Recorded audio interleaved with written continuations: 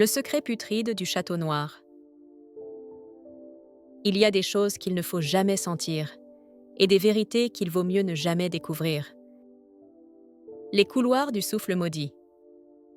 Le château de Grival, perché sur une montagne froide et brumeuse, abritait une famille royale et un secret fétide. Le jeune prince Amir, 9 ans, ne riait jamais. Depuis sa naissance, il était rongé par un mal invisible, une douleur constante dans le ventre, comme des bulles d'ombre qui tournaient en lui. Et chaque nuit, un vent affreux sortait de lui, un pet glacial et putride, capable de faire fuir les rats du château. On l'appelait en secret « le prince qui pourrit l'air ». Même les corbeaux évitaient en sa fenêtre. Mais personne ne comprenait que ce n'était pas lui. L'odeur des morts.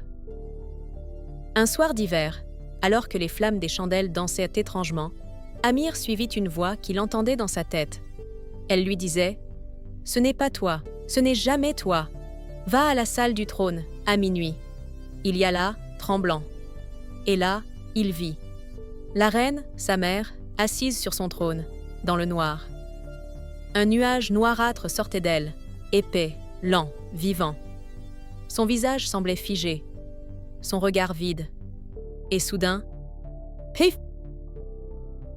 Un souffle surnaturel, visqueux, emplit la pièce. Amir s'évanouit. Le marché des haricots maudits. Le lendemain, comme sous l'emprise d'une force inconnue, Amir se rendit au marché.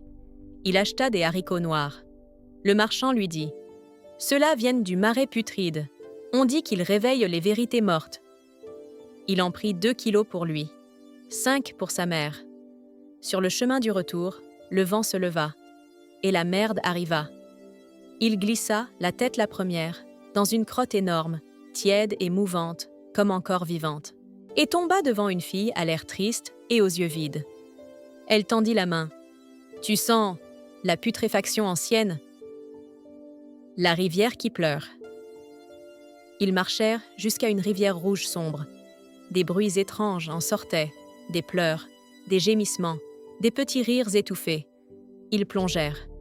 L'eau était gelée et épaisse comme du sang dilué. Et soudain, la voix « Vous m'avez sali !» La jeune fille hurla.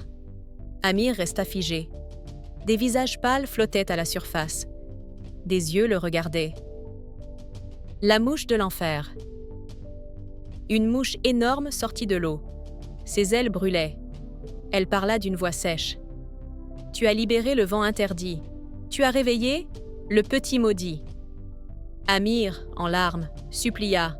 « Pardon, pardon à toi, mouche des ténèbres, pardon à la rivière souillée. » La mouche rit, et d'un éclair, elle devint une créature noire ailée, une fée démoniaque. Elle cria « Que l'odeur devienne ton arme, que la vérité te pourchasse. » Elle frappa le sol, et un cheval de flamme apparut, traînant un cercueil d'haricots. Le dîner des damnés. Amir rentra au château. Sa mère l'attendait, en flottant au-dessus du sol, les yeux rouges, un sourire figé. Le roi, enchaîné au mur, pleurait. « Je n'ai jamais rien pu dire. Elle pète la mort. » La reine hurla, et l'odeur de son souffle fit mourir les chandelles, flétrir les fleurs, craquer les vitres. Mais alors, la jeune fille rousse s'interposa. Elle tendit le haricot maudit à la reine. La reine le mangea, et explosa en 1000 gaz noirs, son rire résonnant à jamais dans les pierres du château. Le prince des vents. Amir devint roi. Il fit brûler tous les haricots. Mais parfois, la nuit, dans les couloirs, on entend encore un pé, long, profond et glacial. Et si vous le sentez, fuyez.